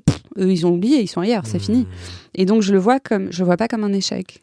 Ce qui est hyper intéressant, c'est que j'ai l'impression que la réponse qui apparaît de ma question, comment on fait pour être nourrir des meilleures relations avec les gens autour de nous, c'est que ça commence par la relation à moi-même et à m'apaiser sur ce que je me suis raconté vouloir pour me compléter et en fait juste me compléter. Absolument. Et donc le premier travail, et je le dis souvent, je suis conseillère en séduction et en image, mais on va travailler sur toi d'abord. Me parle pas de la meuf que tu veux, il faudrait qu'elle ressemble à Tom Ryder, mais en même temps un peu de Jennifer Lopez, on s'en fout. Plus tard, dis-moi, toi. Et donc le premier pas de mon travail, c'est te faire parler et me taire. Moi, je me tais et tu parles. Et j'ai effectivement... Tu fais la même chose, je pense. Bah oui, souvent. Mais j'ai effectivement l'impression que du coup, quand on apaise les enjeux de notre relation à nous-mêmes, on met moins de pression sur le fait que la personne en face, dans toutes nos relations amicales, familiales, amoureuses, remplisse ces trucs à notre place. Et du coup, on peut se rencontrer presque pour de vrai. Là où avant, on se rencontre par le spectre de « j'ai besoin que tu m'apportes ça ». Je sais pas ce que t'en penses de ça. Oui. Ouais. Tu dis tellement bien les choses. Oui. J'essaye de reformuler ce que tu me donnes, Adélaïde. Je trouve ça bien. Je vais essayer de reformuler. Pour les gens qui nous écoutent, qui ont l'impression de troquer la qualité de leur relation pour le développement de leur entreprise, relation avec soi-même. Je pense que ça, c'est un truc hyper important à se poser aussi avec son entreprise. C'est est-ce qu'il y a des besoins que j'essaye inconsciemment de nourrir par ce que je fais, qui parlent en fait de blessures que j'ai ou de choses que j'ai l'impression qui me manquent et j'essaie de combler par le travail ou que j'essaie de combler par la sexualité ou que j'essaie de combler par courir après tel type de personne alors qu'en fait c'est moi avec moi-même, quoi. Et ensuite, le travail de écoute, empathie, consentement à l'autre, consentement à moi-même pour créer des relations épanouissantes commence là, au final. Oui, et quelles envies j'ai, effectivement. Et j'aimerais bien rappeler que ça peut être bien de se foutre la paix des fois. C'est-à-dire, tu parlais t'as utilisé le mot travail dans le cadre de relations amoureuses. Et bien sûr, les relations, c'est du travail. Mais je crois que le développement personnel nous pousse à tout voir comme un travail. Et à tout vouloir améliorer. Et c'est chouette de vouloir s'améliorer. Mais des fois, on a des défauts. C'est pas grave. C'est pas grave. J'aimerais bien qu'on rappelle qu'être auto-entrepreneur, c'est pas être parfait. C'est pas être parfait en tout point. Et on peut être auto-entrepreneur et merder sur certains trucs. Moi, c'est la ponctualité. Voilà. Pourtant, tu étais en avance pour ce podcast. Ouais. Comme quoi, toujours un problème. Mais se rappeler qu'on est humain et qu'on a des défauts et se foutre la paix, des fois, ça fait du bien. Et donc, en relation aussi, se foutre la paix. C'est-à-dire, tu viens me voir et tu me dis j'ai besoin de pécho la terre entière parce que j'ai vécu du harcèlement scolaire. Je me rends compte que ça me bouffe. J'en parle avec ma psy. Et en fait, je me dis que draguer beaucoup de personnes qui accepteraient de coucher avec moi, ça me rassurait là-dedans. Et au lieu de te dire non, mais ça va pas, on est tous humains, je veux une belle rencontre entre deux humains. Non, pas du tout. T'as vécu ça, t'as besoin de ça, super, tu vas draguer en disant ça. Et donc tu vas draguer des meufs en leur disant que quand t'étais petit, t'étais rond et tu t'es fait massacrer à l'école, que t'en as chié et qu'aujourd'hui tu cherches pas de relation engageante et que tu cherches notamment à te faire valider et au passage, pourquoi pas vivre une histoire chouette, que ce soit d'une nuit ou d'une semaine ou de la vie, mais que pour l'instant, tu es dans ce process-là, cool. Mais au lieu de se shamer en disant « je dois toujours être au top du top, il faut que je travaille toujours plus dur, il faut que je fasse toujours plus fort, etc. etc. » Et tu as été dans ce truc, toi, avec ta carrière, en 2021, d'être dans toujours plus fort, toujours plus, etc. etc. Et aujourd'hui, t'es plus dans et si on se foutait la paix un peu. Oui, trouver le juste équilibre entre toutes choses. Tu fais ça dans tes relations aussi ? C'est-à-dire de trouver le juste équilibre entre toutes choses ? De pas te foutre la paix. Te foutre la paix, ouais, de pas te détester pour un truc, de pas te dire pensée négative, j'ai ça, je suis pas bien, je suis un mec nul, etc., etc. J'observe que j'ai quand même souvent ce que la CNV appelle le chacal contre soi, et que quand il se passe des choses, des conflits ou des enjeux pas faciles à gérer dans les relations, mon premier réflexe, c'est je me retourne contre moi-même et je regarde les endroits où j'ai merdé, où je suis pas assez, où j'ai pas bien fait, etc. Je vois que c'est de moins en moins le cas et je reviens de plus en plus rapidement à un état de stabilité, de en vrai ça va, enfin voilà, je reviens, mais quand même il y a cette tendance de j'ai fait un truc mal et je reviens contre moi.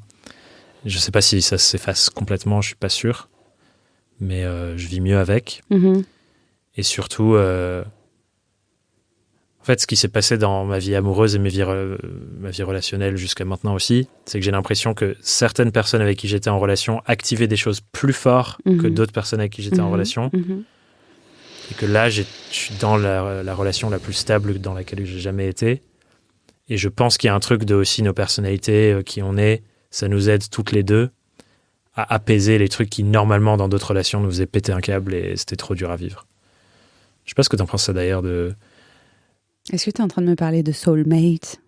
Je sais pas si je dirais soulmate. En tout cas, la sensation que j'ai eue quand j'ai commencé à relationner avec cette personne, il y a eu une sensation de je suis arrivé.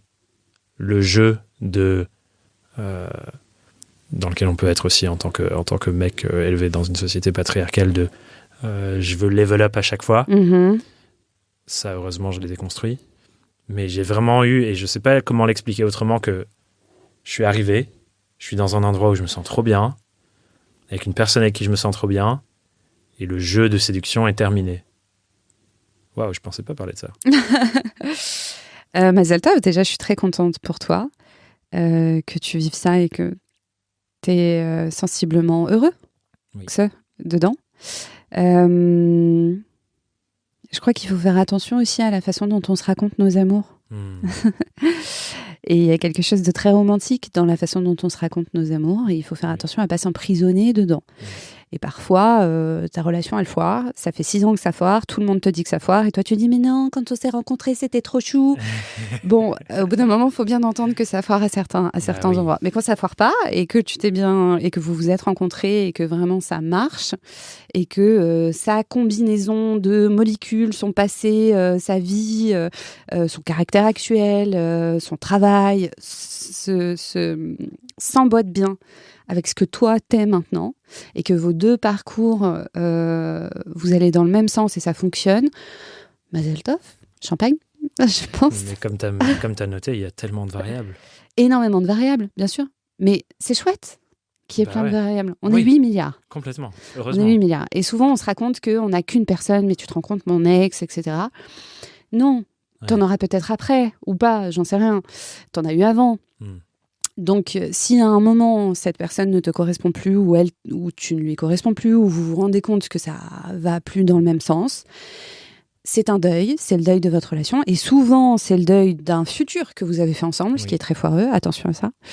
Le deuil de ce futur qui ne sera pas, qui aurait été une dimension de ta vie. C'est une dimension de toi. Je ne sais pas si tu as vu le film Everything, Everywhere at Once. Non, je ne l'ai pas vu encore, mais il est sur ma liste depuis longtemps. Je ne suis pas trop film. Ok.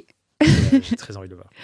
Et donc, c'est une des dimensions. Donc, il faut que tu fasses le deuil de ton passé, de l'avenir avec cette personne. Et puis ensuite, tu retournes dans un océan de 8 milliards de personnes. Ce que j'allais dire, du coup, c'est... Je pense savoir la réponse, mais je veux poser la question pour le verbaliser pour les gens qui nous écoutent. Est-ce que tu crois à ce truc de... Si on fait assez de travail avec quelqu'un, il y a un monde où ça marche, ou il y a des fois ça marche plus, juste faut partir et c'est ok, quoi.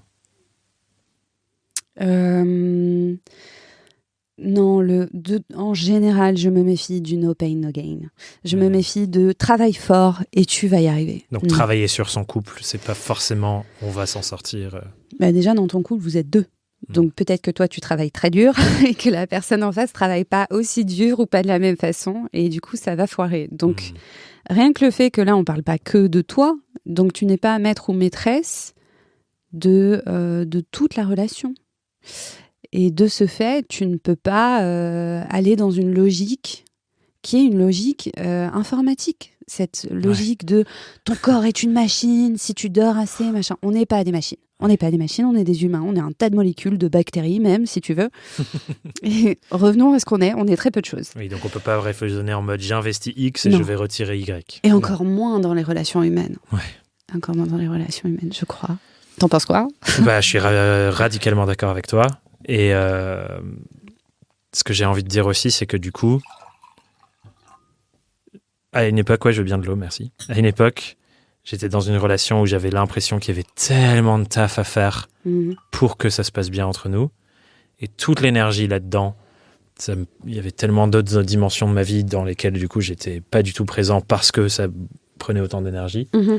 Alors que là, la stabilité et l'épanouissement que je trouve dans ma relation actuelle, ça a des répercussions sur tout le reste de ma vie, où du coup, j'ai plus d'énergie pour faire autre chose, j'ai plus de place pour gérer ma boîte. Et je le nomme parce que c'est pas vrai qu'on peut bosser de la même manière et développer notre entreprise de la même manière selon ce qui se passe dans notre relation amoureuse, selon ce qui se passe dans la relation familiale, selon ce qui se passe dans la relation amicale. Évidemment qu'il y a des ponts entre les deux, quoi. Et c'est pour ça, je pense que notre conversation est aussi importante, c'est que ça se passe mal à un endroit, ça va avoir des répercussions sur l'autre et vice-versa. Absolument. Il y a un rituel de fin sur ce podcast, Adélaïde, qui est basé sur le fait que les questions sont plus importantes que les réponses. On a parlé de plein de choses et je pense qu'il y a plein de gens qui vont avoir des réflexions intéressantes avec ce qu'on s'est dit, mais ce que je demande à chaque personne, c'est de poser une question pour que les gens qui nous écoutent continuent de réfléchir. Mais juste avant que tu la poses, comme ça tu réfléchis, dans les 100 premiers épisodes du podcast, j'ai récupéré toutes les questions de fin que les gens ont posées. Et on est en train de faire un jeu de cartes. Et l'idée, c'est que du coup, les gens puissent piocher dans ce jeu de cartes pour avoir des chouettes conversations ensemble sur leur vie, leur entreprise et ainsi de suite. Donc, ce que je te propose, c'est que je pioche une de ces questions pour toi. Ok. Pour l'instant, elles sont dans un document Word parce que le jeu de cartes n'existe pas encore. Ok. Est-ce que tu pourrais me donner un numéro entre 0 et 90, enfin 1 et 90, pour que je pioche une question pour toi?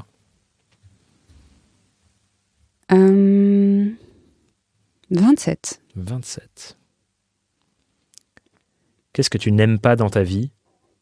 Comment tu pourrais limiter ces choses? Eh ben, bonne chance. Je suis censée y répondre? Ou non, tu réponds avec moi quand même, sois pas vache. Je peux répondre avec toi si tu en as envie, mais l'idée, c'est que tu y répondes, oui.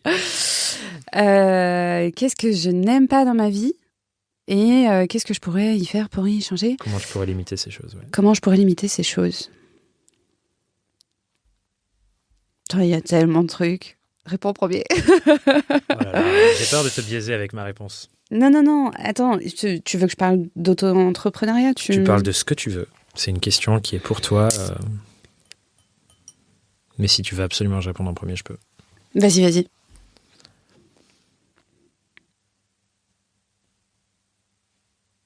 La réponse qui m'est venue tout de suite, c'est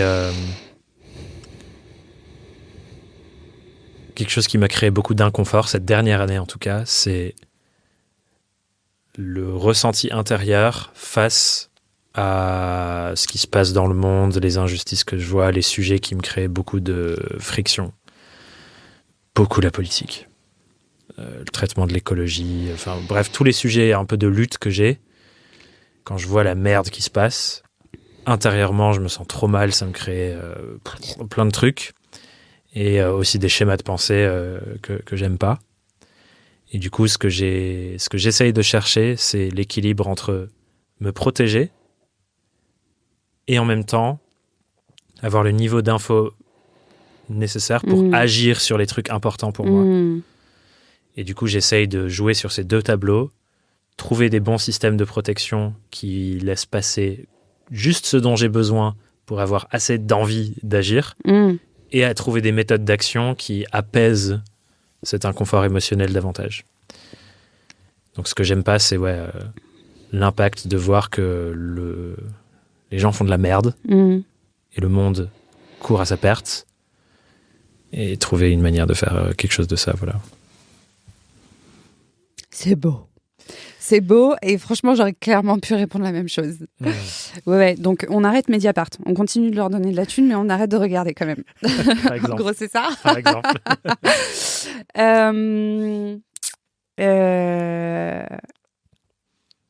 Ouais, il y a tellement de choses à dire sur ce que tu viens de sortir. C'est énorme, mais ok. Je vais essayer de me plier à l'exercice. Qu'est-ce que j'aime pas dans ma vie ? En ce moment, je suis dans une phase absurde. Je trouve que tout absurde. Okay. Donc tous les jours, je me dis j'arrête Insta. J'arrête Insta, c'est fini, c'est absurde, c'est ridicule. J'aime pas Insta. Je vais sur LinkedIn, je me dis, mais c'est ridicule, tout est ridicule, c'est ridicule. Mais enfin, voilà, je suis vraiment dans une période très... qu'est-ce que la vie, qu'est-ce que c'est absurde et finalement, je veux pas de ça. Finalement, est-ce que je suis vraiment heureuse en tant qu'auto-entrepreneuse et en même temps, je me vois pas faire autre chose. Donc, j'aimerais...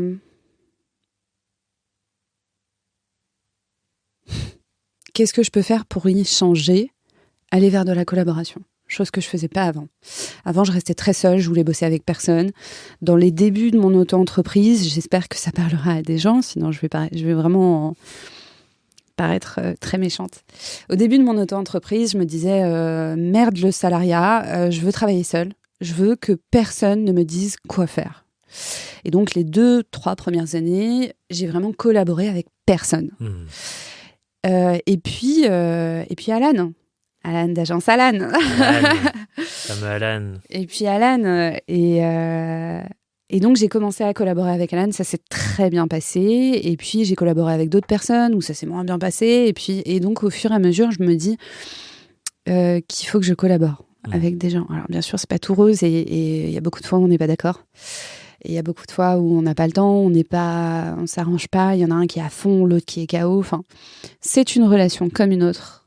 Et donc, pour éviter cette absurdité, peut-être, et être rassurée par mes collaborateurs ou par ce que eux font, inspirée de ce qu'ils font, ce qu'elles font, collaborer, je pense, est un bon moyen de ne pas arrêter un stade du jour au lendemain, de ne pas tout arrêter du jour au lendemain, de ne pas démissionner de ma propre vie tous les jours. Voilà. Donc bien sûr, j'ai mes clients qui me disent c'est super ce que tu fais, tu m'as aidé, etc., et des bouquets de fleurs et des boîtes de chocolat, super. Et ça me fait plaisir, bien sûr. Et ça me rassure. Je me dis ok, j'ai pu aider une personne. Mais des gens épaule contre épaule avec toi qui avancent dans le même sens, quoi. Ouais, et des projets différents aussi. C'est-à-dire me dire bon, en ce moment, je fais la formation, devenir un meilleur amant. Finalement, ça m'amène plus de merde qu'autre chose. Et c'est pas grave, il y a d'autres projets qui t'amènent énormément de positif et c'est le fun. Et dans ta vie d'auto-entrepreneuse, tu peux pas avoir du fun en permanence. C'est ce qu'on te fait croire. Oui. C'est ce qu'on te fait croire. Mais turns out, l'administration, c'est chiant. Et puis, il y a des défauts dans chaque métier. Et les personnes qui font des sites web, comme tu le dis... Les pauvres, on leur a tapé dessus pendant tout le podcast. Et ont des trucs chiants aussi, oui. bien sûr. Ouais. Donc épaule contre épaule, je pense. Trop bien, merci pour cette réponse. Merci à toi. Et tu viens de gagner le merveilleux droit de rajouter une question à la liste. Si tu mets une question dans ce jeu de cartes que les gens pourront tirer et se poser, quelle question tu veux mettre dans le jeu de cartes? Moi, je voudrais bien un truc qui parle du corps. Tu poses n'importe quelle question. Un truc qui parle du corps, je crois qu'on essaye trop de s'élever vers le haut, le nirvana, machin, toujours plus de pensée, compréhension, compétence. Je crois que le corps, c'est important. Si on l'oublie, il nous fait la gueule de toute façon. C'est quand la dernière fois que tu as apprécié tes 5 sens en même temps? Oh. Que t'as kiffé dans tes 5 sens en même temps. Qu'est-ce qui s'est passé? J'adore cette question. Ouais, je sais pas. J'aurais bien dit un truc un peu creux, genre est-ce que t'es vraiment heureux en ce moment? Mais j'imagine qu'elle y est déjà. Il y a potentiellement cette question déjà, je me souviens pas de toutes les questions, mais je préfère largement la tienne. Et je vais te dire pourquoi, si ça te va. Je pense que un des biais qu'on peut avoir quand on est trop fasciné par son activité professionnelle ou par son entreprise, c'est de tomber beaucoup trop souvent dans la tête et de rester trop souvent dans ses idées, ses pensées, ses projets. Et comme tu l'as dit, oublier notre ressenti et notre expérience physiologique. Et passer par les 5 sens, comme tu viens de le poser dans ta question. Je pense que c'est une clé hyper importante de se reconnecter à ça. Tu penses qu'on pourrait la tourner mieux? Je sais pas. Non, je pense à l'étape... Est-ce que c'est trop flou? Attends, c'est quand la dernière fois que tu as vraiment savouré l'expérience de tes 5 sens. Je la trouve formidable comme ça. Ok. Ouais. Ok. Ce que j'aime bien aussi dans ces questions, et je pense que tu as les mêmes en coaching, c'est laisser de la place à l'interprétation de l'autre et qu'il n'y ait pas une seule direction unique. Et là, j'ai l'impression que justement, c'est une question qui ouvre à la réflexion. Oui, et surtout, ça va aider à qu'est-ce que t'aimes vraiment dans ta vie. Si tu penses à de la bouffe, bon. Si tu penses au sexe, au sommeil, au sport, je pense que ça peut en dire long sur qu'est-ce que tu kiffes, quel est le premier truc qui te vient à l'esprit que tu kiffes. Trop bien. Oui, je crois. S'il y a des gens qui ont envie de te répondre, trouver ton travail, regarder ta merveilleuse com dont on a beaucoup parlé dans cet épisode, par où je les envoie pour qu'elles découvrent ça. Alors sur Insta, de toute façon je vais démissionner tous les jours. Et revenir. Et revenir peut-être, sûrement. Sur Insta, Adèle_coach_séduction. Sinon, je vais avoir un merveilleux site internet, figure-toi. Formidable. LinkedIn, où je balance beaucoup de bêtises, Adélaïde Coaching, et c'est vraiment du je pense, je ressens, j'en parle. Okay. Il n'y a vraiment aucun filtre. Aucun filtre, aucun sens d'ailleurs. Et puis, sinon, Facebook. En vrai, tu tapes femme coach séduction. Il y a peu de gens qui ressortent à part toi. Très bien. Je pense. Je mettrai de toute façon les liens que tu as mentionnés dans la description. Merci. Merci à toi. Pour cette formidable conversation. Merci beaucoup. Génial.